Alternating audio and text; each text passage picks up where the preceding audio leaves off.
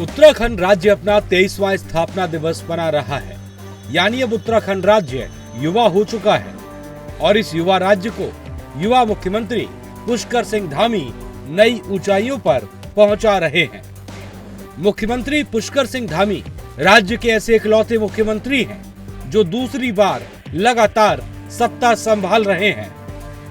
मुख्यमंत्री पुष्कर सिंह धामी अपने कुशल नेतृत्व और बेहतर सूझबूझ से राज्य को विकास की ऊंचाइयों पर तो ले ही जा रहे हैं, साथ ही भविष्य का विकसित उत्तराखंड कैसा होगा इसको लेकर भी अभी से ही अपने विजन पर काम कर रहे हैं।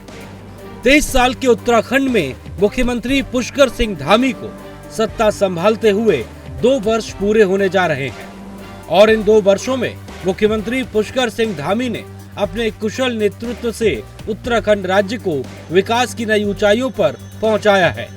यही वजह है कि आज मुख्यमंत्री पुष्कर सिंह धामी देश भर में जहां अपने कठोर निर्णय के लिए जाने जाते हैं, तो राज्य के अंदर जनता उन पर अटूट भरोसा करती है।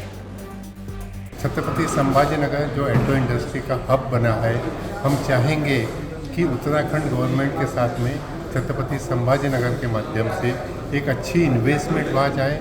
मैं खुद इंडस्ट्रियल गैसेस मैन्युफैक्चरिंग करता हूँ, हॉस्पिटैलिटी इंडस्ट्री में हूँ। हमारी तरफ से हमने साहब के साथ में एग्रीमेंट भी साइन कर दिया है, जिसमें हम MOU के माध्यम से वहाँ एक गैस प्लांट भी लगाना चाहते हैं। We are basically into training of cricketers all over India right now, and we are tied up with Sir Gary from last 5 years. As everybody knows that Uttarakhand is a beautiful place for tourism, but it's an upcoming place for business opportunities. The current CM Sir, Mr. Dhami, is very cooperative and towards a good environment for business and even creating a lot of opportunities for employment.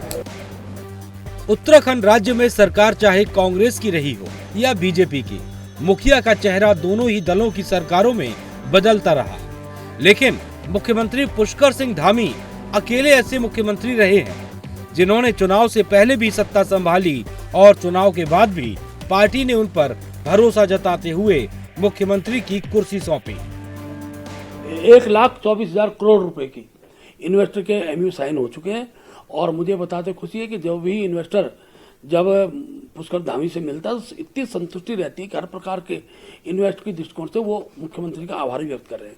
तो ये प्रश्न खड़े करना है कि भाई किस नीति के आधार पर हो रहे हैं, ये इन्वेस्टर जो है ये उद्योग लगा पाएंगे नहीं लगा पाएंगे, ये अभी तक का कांग्रेस का जो नजरिया इस बात को प्रदर्शित करता है कि अच्छे कार्य को भी देखने का समझने का प्रयास कांग्रेस मुख्य विपक्षी दल होने के नाते नहीं कर पा रहा है। और मैं कह सकता हूं एक बहुत बड़ा कार्य उत्तराखंड के दृष्टिकोण से पुष्कर सिंह धामी जी धरातल पर उतारने का काम कर रहे हैं।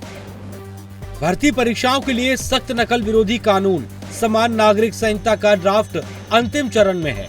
स्थानीय महिलाओं को सरकारी नौकरी में 30% शैक्षणिक आरक्षण लागू किया। राज्य आंदोलनकारियों को 10% से 36% तक आरक्षण देने की मंजूरी दी।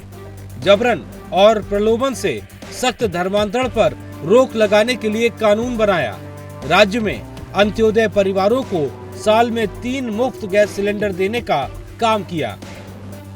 आप लोगों की सबके जो पत्र है मेरे पास आ गए हैं, मैं सारे रेल मंत्री जी को दूंगा और उनसे आग्रह करूंगा कि हमारे यहाँ पर देहरादून के लिए भी, कोटद्वार के लिए भी, रामनगर के लिए भी, हल्द्वानी के लिए भी, हरिद्वार के लिए भी ट्रेनें यहाँ से लगातार होनी चाहिए, क्योंकि जितनी बड़ी संख्या में आज लोग आ रहे हैं, मैं देख रहा हूँ कि अभी हवाई जहाज भी जो एक दिन में जाता है वो एक बार नहीं, उसको कम से कम 4 बार दिन में जाना चाहिए। इतनी ज्यादा आने जाने की संख्या है लोग। उत्तराखंड राज्य में विकास पुरुष के नाम से जहां पूर्व मुख्यमंत्री ND तिवारी को जाना जाता है, तो वहीं युवा मुख्यमंत्री के रूप में पुष्कर सिंह धामी को रोल मॉडल कहा जाता है, क्योंकि युवा मुख्यमंत्री ने राज्य के विकास के लिए नए विजन के साथ काम करने का जो सिलसिला शुरू किया था वो अब परवान चढ़ने लगा है।